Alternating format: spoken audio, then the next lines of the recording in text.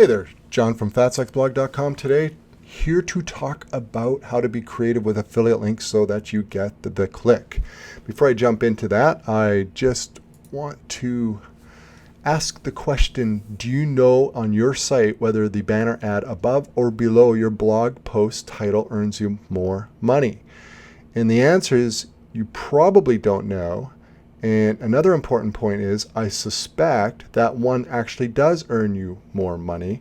And what you want to figure out is which one does. And that's where Ezoic can help. Ezoic will actually split test ads all over your site, including above and below titles, which are premium ad spots, and ultimately display the ad in the location that earns you the most money. If you do earn revenue from display ads, check out Ezoic today. I use them on many of my niche sites. Now let's jump into creative affiliate links for getting the click. The first one is, and this is the one I use the most, this is my favorite method for adding affiliate links to my sites, and that is hyperlinking images that I use in my content with merchants using an affiliate link. I probably link out the most to Amazon, and therefore to stay within Amazon's terms of service, I use the AMZImage plugin. There's a free version. If you need more features and capabilities, there's a paid version, which isn't all that expensive. I recommend it, but frankly, any Amazon affiliate plugin will do this. If they deal with images, they will properly embed with the API. Now, if you use images from other merchants, of course you can use this method, right? Here's the thing. A lot of visitors will click images. And if your image is relevant, like it's a product image especially, you might as well link it to the merchant, because if they're clicking the image, chances are they are interested. Now, before you go and add 10,000 affiliate links to all your images, don't mislead people. Don't link just some random image that has nothing to do with any product with an affiliate link. I mean, you can do that, but you're going to annoy your visitors, right? It's got to be very, very relevant. If it's an image of a product, it makes sense to link it. Or if it's clear that, you know, the image that you're using is there to illustrate a particular product or merchant, then link it. Okay, but otherwise, you know, you don't want to mislead your visitors.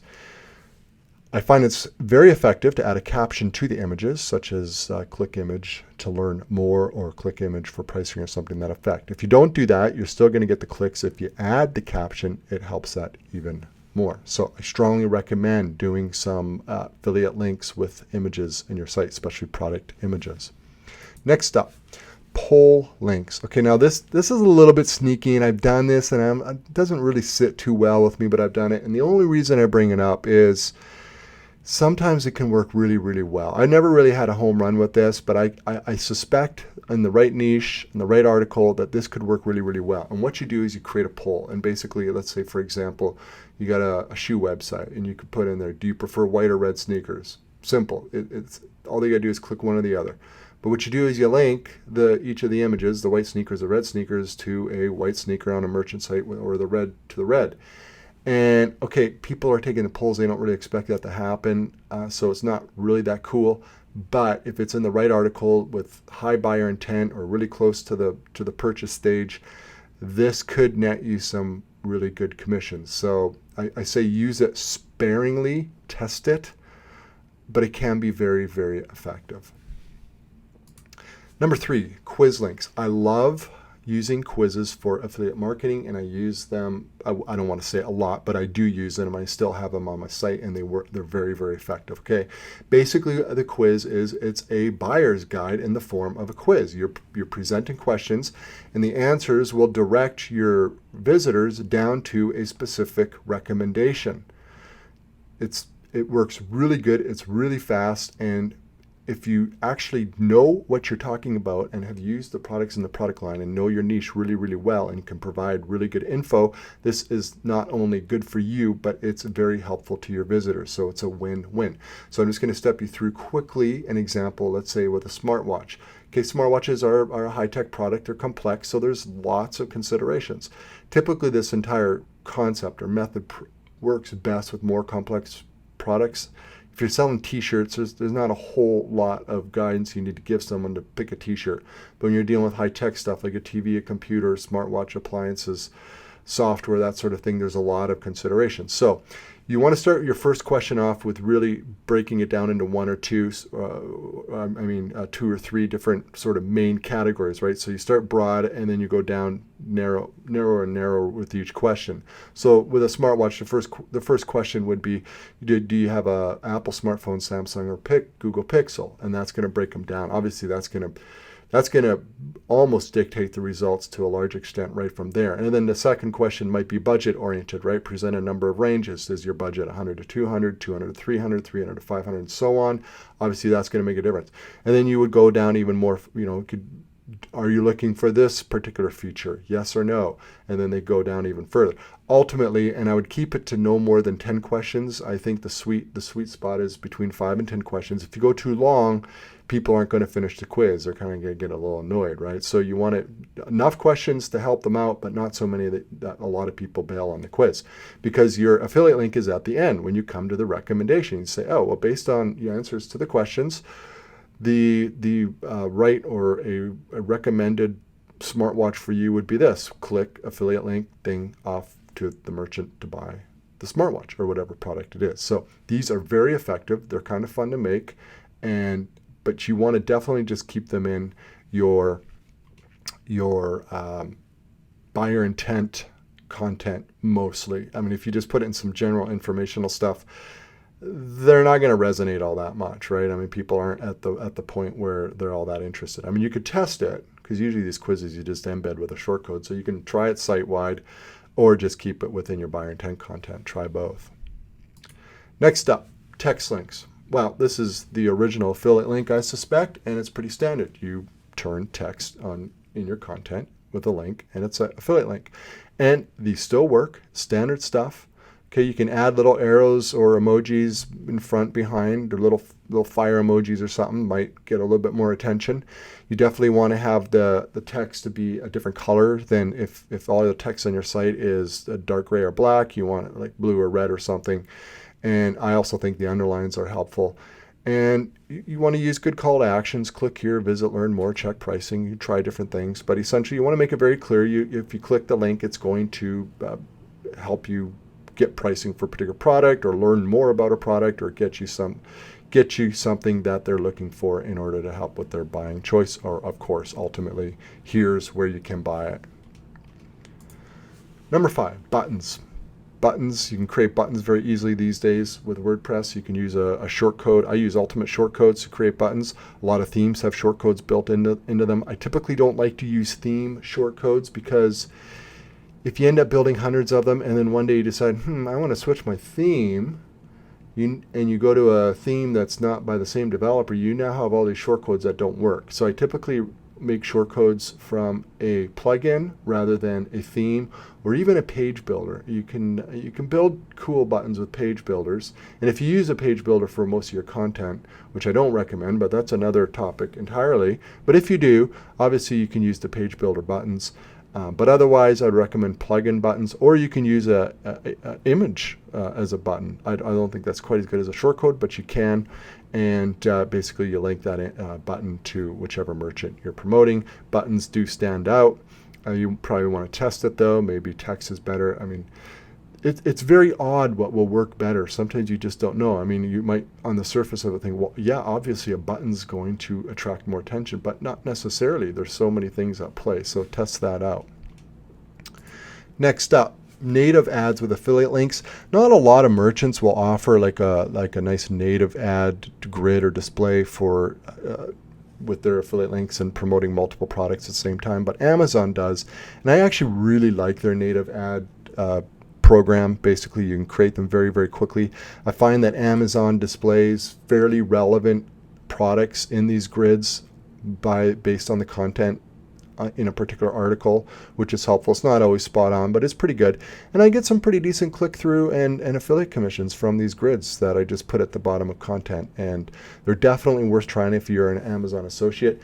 Now, if you don't use Amazon because you're in an industry where it's nothing to do with Amazon, you can create your own grids. That's pretty easy to do. You can make little grids with images and put them in there. You definitely want to make sure it's responsive. You can maybe use a portfolio plugin or something, and then link each of the image or the text under an image that you do, and create a little grid of affiliate links as well, and that could be very effective if you're promoting a merchant that happens to sell well from your site.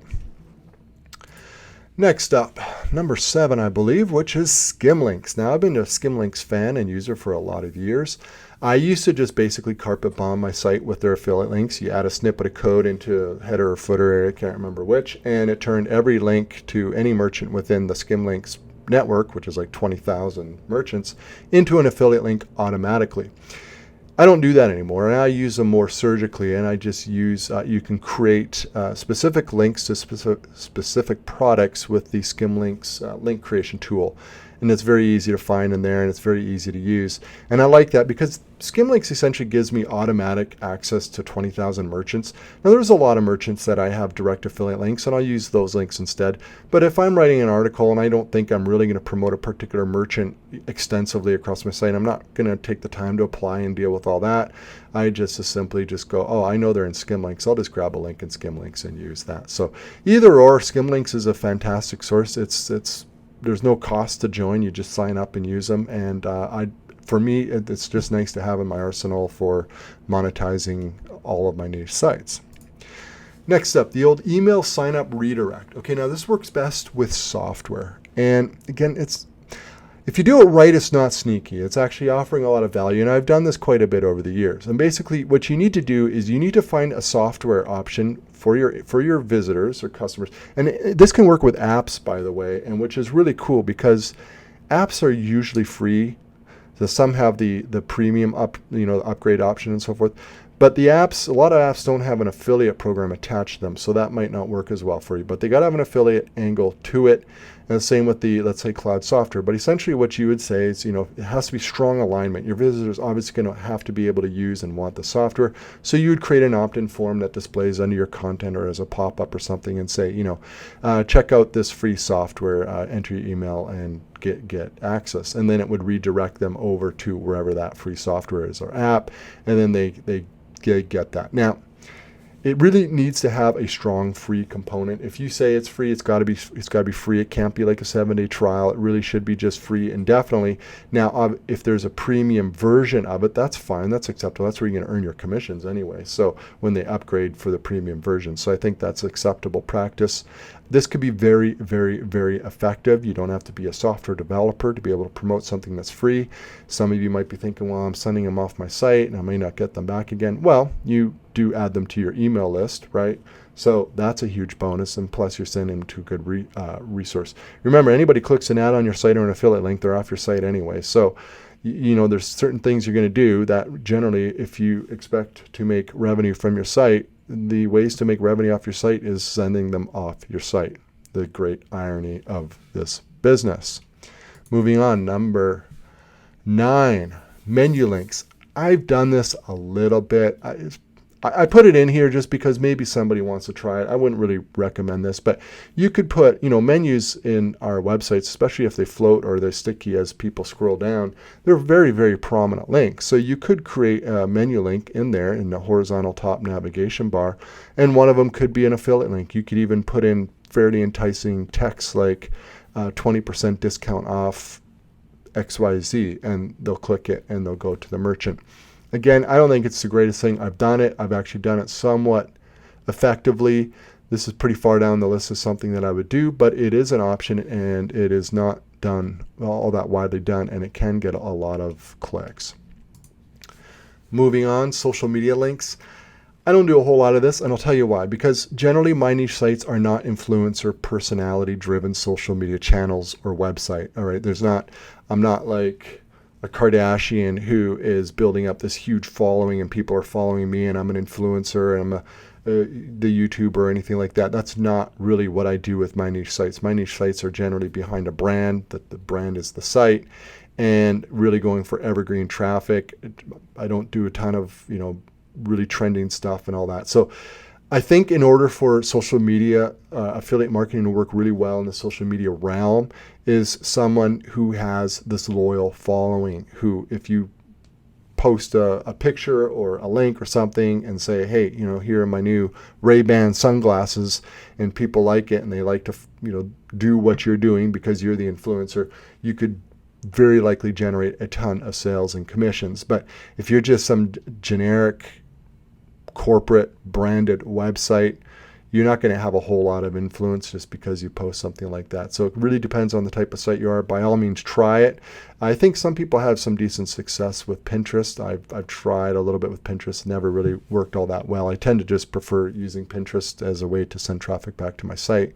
But anyways, affiliate marketing is available on social media. There are lots of social media platforms out there. Before you go ahead and start slamming affiliate links out there, you want to check with the platform that it's permissible, because if it's not, they might not look too kindly upon you for doing that.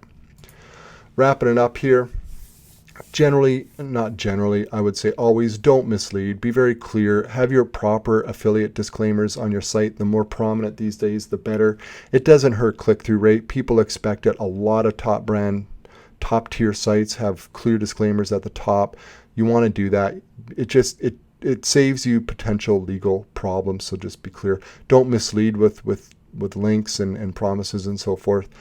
If you're going to test stuff, now I just threw out a good number of ways to add links creatively to your site.